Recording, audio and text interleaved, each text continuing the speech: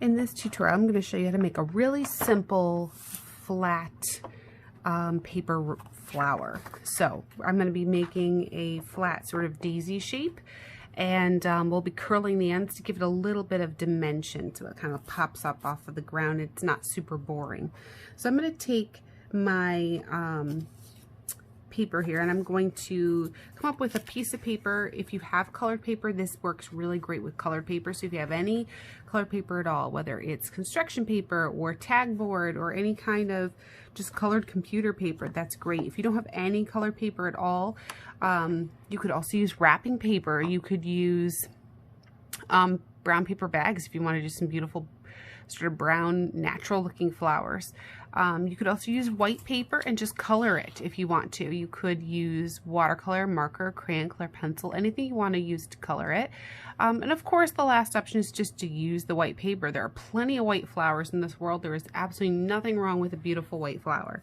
So I'm going to take a scrap of pink paper and a scrap of yellow paper, and I'm going to make a circle to create my center. Little circle there, and then I'm going to also on the pink paper draw a flower shape. I'm just going to do these big kind of like curvy, typical cartoony flower shapes.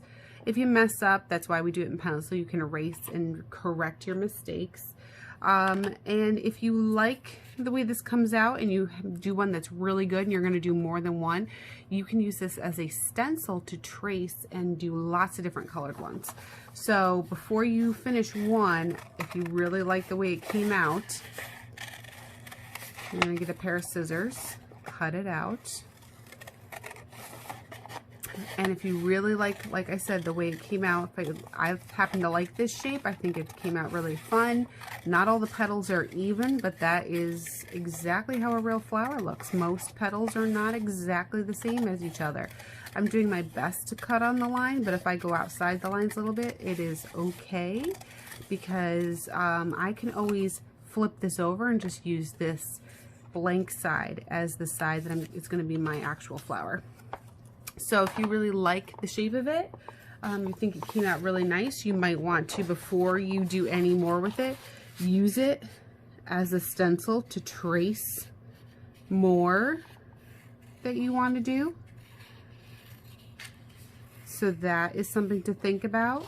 You might want to do that to keep things going so that you're not stuck with just one flower that you can't copy again because you already finished it and glued it. But let's pretend that I am not going to do any more tracing, that I'm happy with it.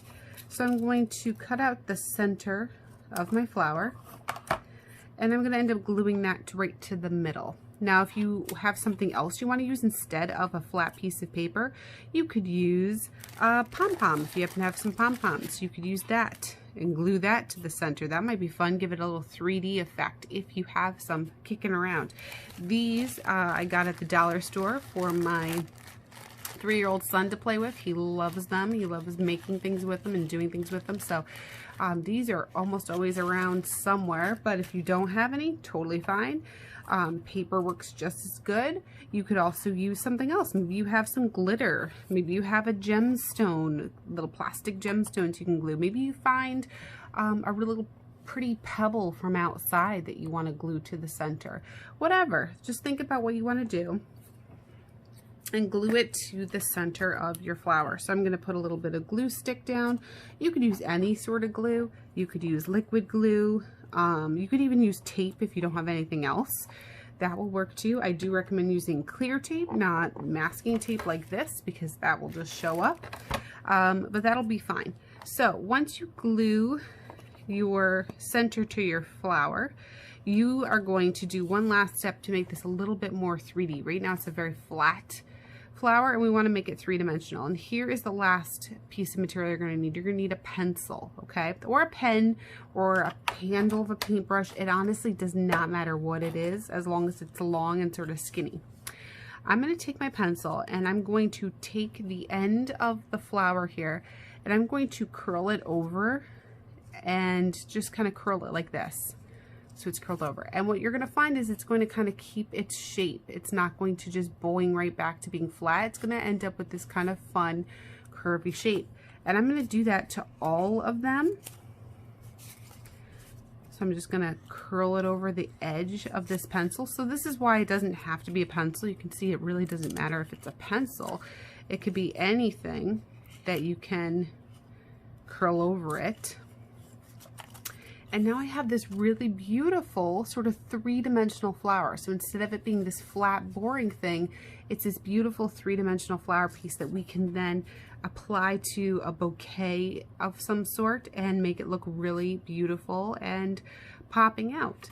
One last thought and option is maybe adding a second layer to it.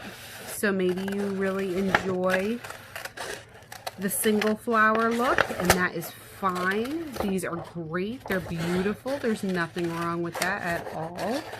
But you might want to have like a second layer underneath it just to give it even more three-dimensional look. Let me get this out of the way. There we go, so we can see what's happening. And that would be really cool too. So I'm going to bend this around. There we go. And you could glue this to the back just like that. I like to put it a little bit off center.